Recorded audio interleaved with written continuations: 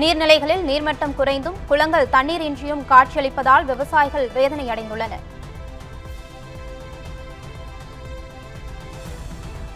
கோடை காலம் முடிந்த நிலையிலும் வெயிலின் தாக்கம் குறையாமல் அதிகரித்து வருவதால் கடுமையான வறட்சி ஏற்பட்டுள்ளது.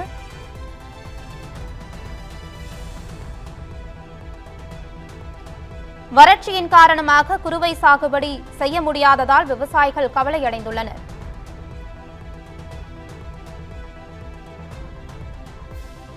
நிலங்களை ஆய்வு செய்து 20,000 ரூபாய் முதல் 30,000 வரை உரிய இழப்பீடு வழங்க வேண்டும் என விவசாயிகள் கோரிக்கை விடுத்துள்ளனர். நீர்நிலைகளில் நீர்மட்டம் குறைந்தும் குளங்கள் தண்ணீர் இன்றியும் காட்சியளிப்பதால் விவசாயிகள் வேதனை அடைந்துள்ளனர். கோடைக்காலம் முடிந்த நிலையிலும் வெயிலின் தாக்கம் குறையாமல் அதிகரித்து வருவதால் கடுமையான வறட்சி ஏற்பட்டுள்ளது. வறட்சியின் காரணமாக குறுவை சாகுபடி செய்ய முடியாததால் விவசாயிகள் கவலையடைந்துள்ளனர். திருவாரூர் மாவட்டம் திருத்துறைப்பூண்டியில் உள்ள ஆறு, வாய்க்கால் மற்றும் குளங்கள் ஆகியன வறண்டு போய் காணப்படுகிறது. மத்திய மாநில அரசுகள் தமிழகத்திற்கு தேவையான தண்ணீரை கர்நாடகாவிடமிருந்து பெற்றுத்தர வேண்டும் என்றும் விவசாயிகள் வேண்டுகோள் விடுத்துள்ளனர்.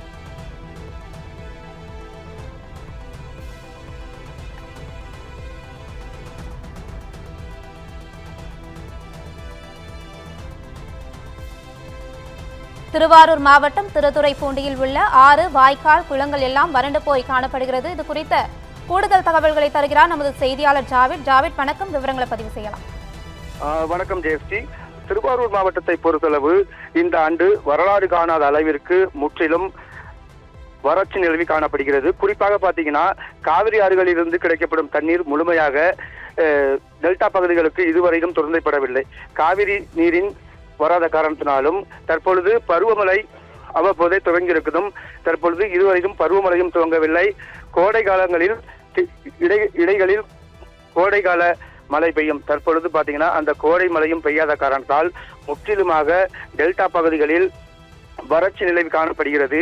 வெயிலின் தாக்கம் அதிகரிப்பதால் ஆறுகள், வாய்க்கால்களில், குளங்களில் உள்ள நீரில் முற்றிலும் குறைந்து வறட்சி காணப்படுகிறது. அவ்வப்போது பார்த்தீங்கன்னா ஆங்காங்கே உள்ள தண்ணீர் இல்லாமல் முற்றிலும் விவசாயிகள் பாதிப்படைந்திருக்கின்றனர். தற்பொழுது குறுவை சாகுபடி மேற்கொண்டிருப்பார்கள். காவிரி ஆறுகளில் தண்ணீர் முழுமையாக வராத காரணத்தினால் குறுவை சாகுபடியும் முற்றிலும் பொய்த்திருக்கிறது. இதனால் விவசாயிகள் பெரிதும் பாதிப்படைந்திருப்பதாக கூறப்படுகின்றனர். டெல்டா பகுதிகளில் பொறுத்தளவு குறுவை சாகுபடி ஜூன் 12ஆம் தேதி தண்ணீர் மேட்டூர் அணையிலிருந்து திறந்துவிடப்பட்டு அதிலிருந்து கிடைக்கப்படும் தண்ணீரை பயன்படுத்தி குறுவை சாகுபடி மேற்கொண்டிருப்பார்கள். இந்த பகுதியில் ஜூன் 12ஆம் தேதி திறக்கப்படும் தண்ணீரை நம்பியே இப்பகுதி விவசாயிகள் முற்றிலும் வாழ்வாதாரங்கள் நம்பியிருக்கிறது. ஆனால் இதுவரையிலும் ஜூன் 12ஆம் தேதி தண்ணீர் திறக்காததால் ஆகஸ்ட் மாதம் இன்று 5ஆம் தேதி ஆகியிருக்கிறது. ஆனால் இதுவரையிலும் டெல்டா பகுதிகளுக்கு தண்ணீர் வரலை. குறிப்பாக பார்த்தீங்கன்னா காவிரி நடுவர் நீதிமன்றத்திலிருந்து நீர் முழுமையாக தமிழகத்திற்கு திறக்கப்பட வேண்டும் என உத்தரவு பிறப்பித்தும் இதுவரையிலும் தண்ணீர் கர்நாடக அரசு திறந்துவிடப்படவில்லை. ஆனால் கர்நாடக அரசு அங்குள்ள அணைகள் மழை பொழிவு காரணமாக நிரம்பியதாகவே தற்பொழுது தண்ணீர் உபரிநீர்கள் திறக்கப்பட்டிருக்கிறது. இதனால் டெல்டா பகுதிகளுக்கு முற்றிலும் தண்ணீர் கிடைக்காத நிலை ஏற்பட்டிருக்கிறது. டெல்டா பகுதிகளில் கடந்த ஆண்டு பார்த்தீங்கன்னா 7 லட்சம் ஏக்கர் பரப்பளவில் குறுவை சாகுபடி மேற்கொண்டிருந்தார்கள். ஆனால் இந்த ஆண்டு 1,50,000 ஏக்கர் பரப்பளவில் மட்டுமே குறுவை சாகுபடி மேற்கொண்டிருப்பதாக விவசாயிகள் கூறுகின்றனர். இதன் காரணமாக பார்த்தீங்கன்னா ஆலத்தம்பாடி, கச்சனம், மணலி, எழிலூர், பாண்டி, முத்துப்பேட்டை உள்ளிட்ட சுற்றுவட்டார பகுதிகள் முழுவதிலும் ஆங்காங்கே ஓரிரு பகுதிகளில் ஆழ்துளை குழாய்கள் மூலம் தண்ணீர் எடுத்து விவசாயிகள் குறுவை சாகுபடி மேற்கொண்டிருந்தனர்.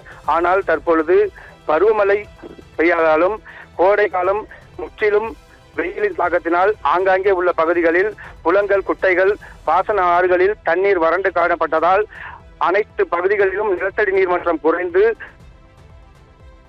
உப்பு நீர் வெளியேறுகிறது. இதனால் விவசாய நிலங்கள் முழுவதும் பாலமாக வெடித்து காணப்படுகிறது. இதன் தொடர்ச்சினாலேயே இப்பகுதி முழுவதும் முற்றிலும் வறட்சி நிலவுகிறது. உடனடியாக போர்க்கால அடிப்படையில் தமிழக அரசு உரிய குழு அமைத்து அனைத்து பகுதிகளும் ஆய்வு மேற்கொள்ளப்பட வேண்டும் என விவசாயிகள் கூறுகின்றனர்.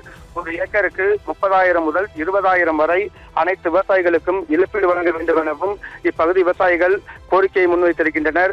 தமிழக அரசு பொறுத்தளவு ஜூன் 12ஆம் தேதி தண்ணீரை திறக்கப்பட வேண்டும் என்று அதற்கு முன்கூட்டியே காவிரி நடுவர் நீதிமன்றத்தை அணுகி டெல்டா மாவட்டங்களுக்கு கிடைக்க வேண்டிய தண்ணீரை பெற்றுத்தர வேண்டும் என விவசாயிகள் கோரிக்கை அளிக்கின்றனர். அந்த நேரங்களில் கர்நாடக அரசை தொடர்பு கொள்ள வேண்டாம், காவிரி நடுவர் நீதிமன்றம் தமிழகத்திற்கு வழங்க வேண்டிய தண்ணீரை முழுமையாக டெல்டா மாவட்டங்களுக்கு பெற்றுத்தர வேண்டும் எனவும் விவசாயிகளின் கோரிக்கையாக உள்ளது. ஜெயஸ்ரீ, விவரங்களுக்கு நன்றி ஜாலித்.